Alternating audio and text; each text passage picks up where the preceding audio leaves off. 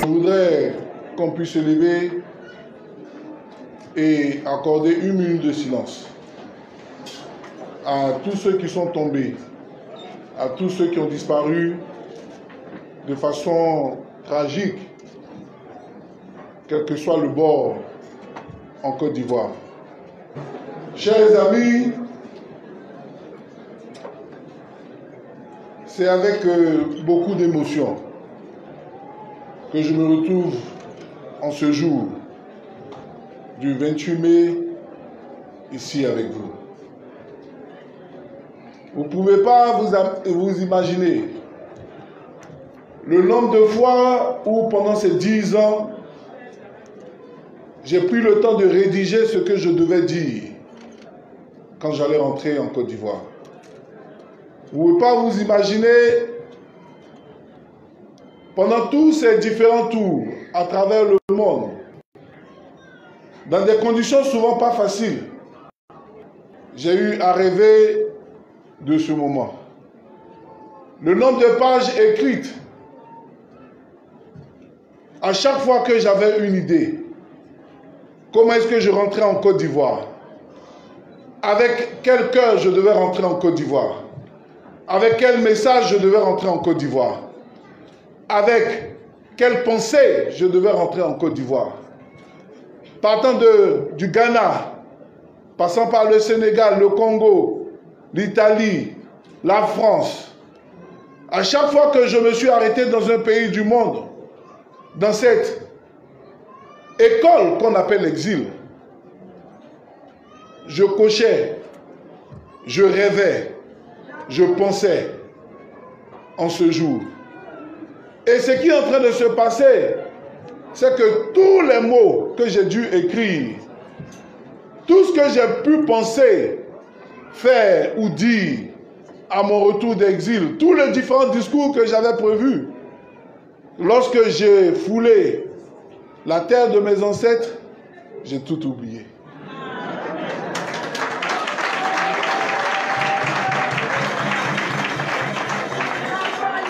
J'ai tout oublié, mais il y a une seule chose, un seul mot que je n'arrive pas à oublier, quelle que soit la monture du discours que j'ai pu rédiger, c'est dire merci.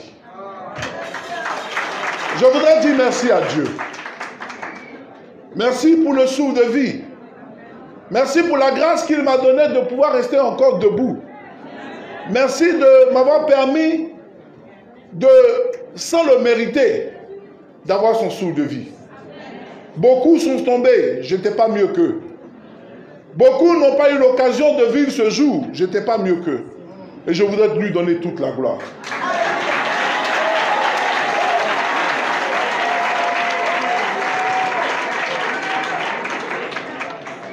Je voudrais dire merci à tous mes différents camarades,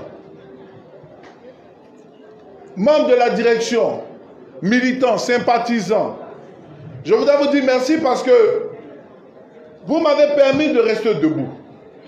Je me rappelle à chaque fois que le doute pouvait me prendre, à chaque fois que la fatigue morale pouvait me prendre, quand je m'adressais à vous, je trouvais des gens qui étaient toujours debout. Je vous remercie parce que vous avez tenu debout. Je vous remercie parce que quand c'était difficile, vous êtes restés forts. La force qu'on dit me donner aujourd'hui, je vous la dois. Je voudrais vous dire merci à tous les différents militants de l'Union des Nouvelles Générations. Quelle que soit la base, je voudrais vous dire merci. Je voudrais dire merci à mes amis de la diaspora. Merci pour ce temps que vous avez passé avec moi. Merci parce que quand j'étais seul, vous avez comblé ma solitude. Merci parce que quand j'avais les larmes aux yeux, vous avez essuyé mes larmes. Merci parce que quand j'avais pensé à mes enfants, à ma famille, vous avez constitué des familles pour moi. Je voudrais vous dire merci. Merci parce que vous étiez avec moi pendant tout ce temps. Et à travers vous, saluez tous les différents délégués des différents pays que j'ai traversés. Je voudrais vous dire merci pour cela. Que Dieu vous bénisse pour ce que vous avez fait pour moi. Je voudrais dire merci aux différents différentes autorités des pays dans lesquels je suis passé. À commencer par l'Italie qui m'a accordé le droit d'asile. Je voudrais vous dire merci. Je voudrais vous dire merci parce que vous m'avez recueilli quand je ne savais pas où partir. Je voudrais dire merci à toutes les autorités du Ghana, de la France, de tous ces différents pays. Merci parce que lorsque nous n'avions plus de toit, vous nous avez donné un toit. Merci parce que lorsque nous ne savions pas où nous soigner, vous nous avez donné des hôpitaux. Merci parce que lorsque nous n'avions pas à manger, vous nous avez donné à manger. Merci parce que lorsque nous ne savions pas où partir, vous nous avez donné une terre. Et que Dieu ne permet pas qu'un seul membre de vos différents pays se retourne en exil. Parce qu'on ne peut pas souhaiter l'exil à qui que ce soit. Merci pour toutes ces autorités. Chers amis, j'ai beaucoup réfléchi. Avec quel état d'esprit je rentre en Côte d'Ivoire? Quelle est ma pensée nouvelle? Qu'est-ce que je pense de mon pays? Qu'est-ce que nous devons faire ensemble? Pourquoi rentrer maintenant? Je rentre maintenant parce que les autorités de notre pays ont décidé de pouvoir engager véritablement la réconciliation. Je voudrais dire merci aux autorités politiques de la Côte d'Ivoire. Merci parce que il y a de cela 2 jours, j'étais à l'ambassade de Côte d'Ivoire au Ghana. J'ai été accueilli. Ils m'ont donné les documents nécessaires pour me permettre de voyager. J'ai été accueilli à l'aéroport, on m'a fait mes formalités, on m'a dit bonne arrivée chez toi. Et c'est cette Côte d'Ivoire-là qui m'a attiré. Je voudrais vous dire merci. Le président de la République dit merci aux membres du gouvernement, au ministre Kakabé, ministre de la Réconciliation, avec qui mon parti a beaucoup travaillé pour pouvoir permettre que je puisse revenir. Merci pour cela. Mais je rentre en Côte d'Ivoire surtout avec un sentiment d'avoir fait, bien fait pour mon pays, ce que je dois. Je rentre avec un sentiment de joie. Parce que le combat qui me tenait à l'extérieur de la Côte d'Ivoire, la volonté d'éclatement de la vérité que j'étais en train de rechercher à travers toutes les capitales que j'ai fréquentées, l'éclatement de la vérité que j'étais en train de rechercher avec les amis de la diaspora, à travers toutes les mobilisations que nous avions faites, l'éclatement de la vérité, ma vérité, que j'étais en train de rechercher, heureusement je l'ai eu. Et le président Laurent Gbagbo a quitté, je n'avais plus rien à faire en exil. La vérité historique que je recherchais, je l'ai eue. Et c'est dans cet état d'esprit-là que je viens. Mais en venant, quelle Côte d'Ivoire? Comment est-ce que j'imagine notre pays? Comment est-ce que je vois notre Côte d'Ivoire? Et je me rends compte que, oui, la Côte d'Ivoire a évolué en infrastructure. Je voudrais féliciter les dirigeants du pays pour ce qu'ils ont fait, pour leur contribution. Ils ont fait, ils continuent de faire. C'est bien, mais nous devons faire encore plus.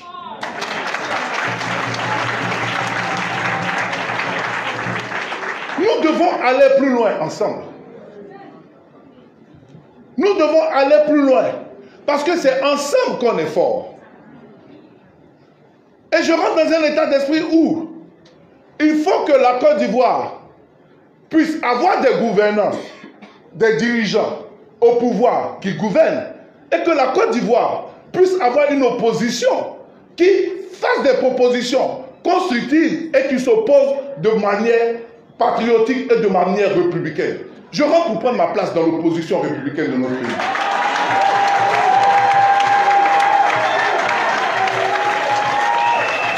Je rentre pour pouvoir ensemble encourager quand il faut encourager, critiquer quand il faut critiquer, conseiller quand il faut conseiller, être autour de notre nation quand il faut être autour de notre nation. Oui, je disais, la Côte d'Ivoire évolue. La Côte d'Ivoire a eu, en termes d'infrastructure, si tu me déposais à l'aéroport, je ne pouvais pas me retrouver ici. Oui, mais cette Côte d'Ivoire-là n'est pas parachevée. Parce que dans cette même Côte d'Ivoire, il y a encore des coupures d'électricité dans cette Côte d'Ivoire.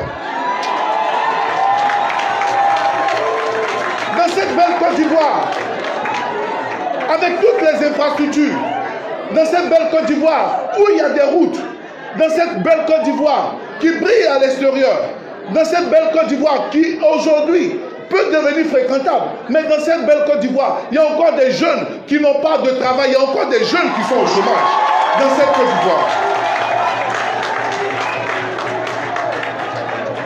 Dans cette belle Côte d'Ivoire, que le pouvoir en place est en train de construire, mais dans cette belle Côte d'Ivoire, il y a encore des femmes qui meurent parce qu'il n'y a pas d'hôpitaux dans cette Côte d'Ivoire. Donc il y a encore du travail à faire. C'est bien ce qui est fait. Mais ensemble, nous pouvons mieux faire. C'est bien ce qui est déjà fait. Mais ensemble, nous pouvons construire encore plus. La cohésion sociale dans un pays est un préalable au développement du pays. On ne développe pas un pays seul. On développe un pays avec les idées des autres. Et on ne s'oppose pas pour pouvoir détruire. On s'oppose pour pouvoir contribuer à construire. Et je ne suis pas dans l'opposition destructive. Je suis dans l'opposition constructive. Je suis dans l'opposition qui appelle à marcher ensemble. Je suis dans l'opposition où mes critiques doivent améliorer ce qui est en face.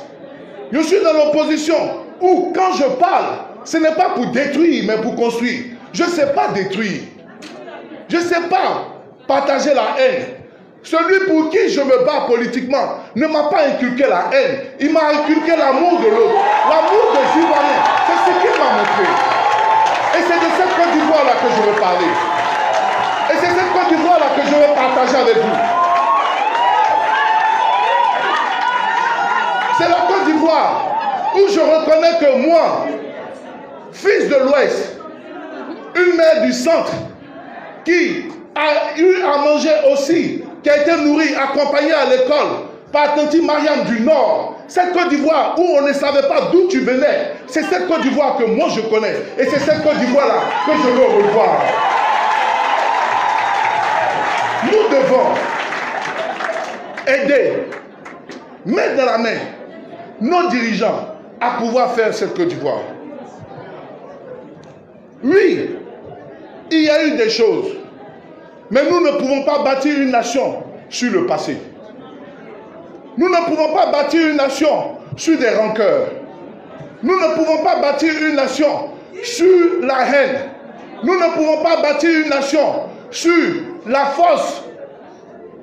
Il faut qu'on puisse reconnaître que chacun a eu sa part. Et nous devons passer à autre chose. Parce que oui, la politique dans notre pays a eu des impacts. Maintenant, mettons de côté nos volontés politiques, mettons de côté nos divisions politiques et maintenant essayons de mettre en priorité ce qui unit notre peuple. Essayons de mettre ensemble en priorité ce qui fait unir notre peuple. Et c'est avec cet état d'esprit-là que moi je viens. C'est cet état d'esprit-là qui a fait que je n'ai pas eu peur. Je n'ai pas craint. Lorsque on m'a dit que tu peux rentrer, parce que j'ai donné confiance aux autorités de notre pays. L'état d'esprit où l'Ivoirien ne voit pas derrière ce que l'autre dit quelque chose de dangereux. Et imaginez-vous si moi j'ai cet état d'esprit, celui pour qui je me suis battu, mon référent politique pendant 10 ans, il m'a inculqué une chose. Pendant toutes les visites qu'il a pu m'accorder en prison, à chaque fois que j'avais le temps d'aller le voir, il m'a inculqué une chose. Si je suis en prison, c'est pour la Côte d'Ivoire. Il m'a inculqué une chose, ne pas partager la haine. Il m'a inculqué une chose, la revanche appartient à Dieu. Il m'a inculqué une chose, que je me bats pour vous les jeunes. Il m'a inculqué une chose, c'est que chacun doit faire sa part. Et que personne n'ait peur. Que personne n'ait peur du retour du président Laurent Gbagbo en Côte d'Ivoire. Que personne ne pense qu'il vient dans un état d'esprit revanchard. Que personne ne pense qu'il vient dans un état d'esprit où il vient chercher à savoir qu'est-ce qui s'était passé. Il vient juste apporter sa contribution. Et il nous l'a dit, il me l'a dit. Allez-y. Et allons-y, annoncez ce message-là.